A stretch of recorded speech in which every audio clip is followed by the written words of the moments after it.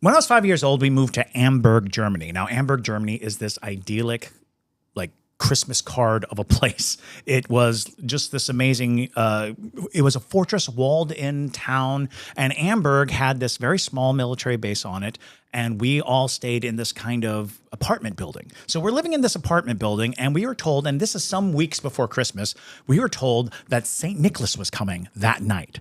And it was just full fervor. We were like, St. Nicholas, because in our Americanized brains, we knew that St. Nicholas was Santa Claus. There was no separation of those two things. It's St. Nicholas is Santa Claus. Years later, I'd find out that there's some nuance there. Yeah. But for the most part, you tell us St. Nick is coming, we know it's Santa Claus. So we're very excited, we're very happy, and we're like gathering in the stairwell of our apartment building because St. Nicholas is coming. So we're like all, just jazzed because, oh gosh, Santa's coming, Santa's coming.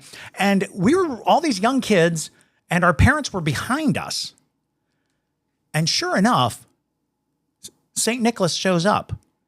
Now, he is not dressed like Santa Claus. He's dressed like the Pope. He is wearing a big pointy hat and the robes and the whole 9 yards, but you don't really notice that as much because he has, at the end of a chain, a snarling demon.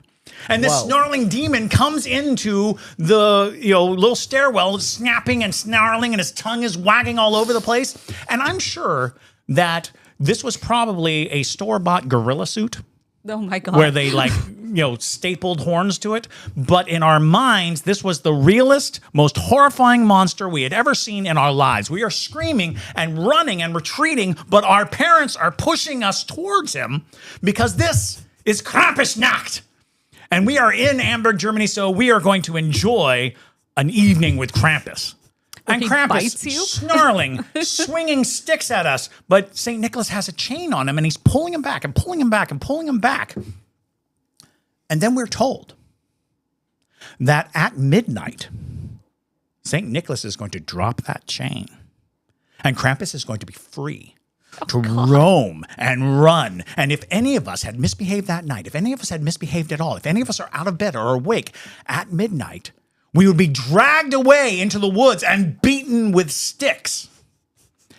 This was the holiday tradition that I would endure in Amberg, Germany for 5 years. For 5 years, we were always scared of Krampusnacht.